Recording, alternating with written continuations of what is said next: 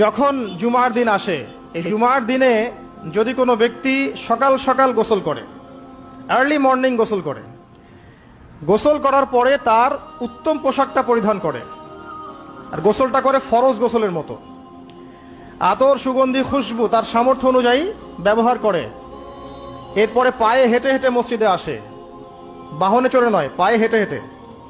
যদি আপনি অনেক দূরে থাকেন সেটা আলাদা কথা।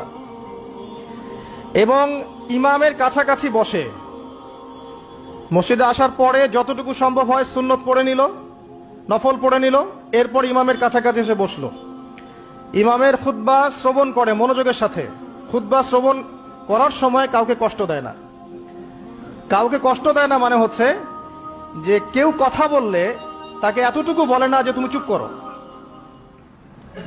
কোনো কষ্ট দেয় না। ইমামের খুতবা শ্রবণ করে, নামাজ পড়ে ইমামের সাথে। এই ব্যক্তির আমল নামায় নবী সাল্লাল্লাহু আলাইহি ওয়াসাল্লাম বলছেন যে প্রত্যেক পদক্ষেপের বিনিময়ে 1 বছরের নফল নামাজ আর 1 বছরের নফল রোজার নেকি লেখা হয়।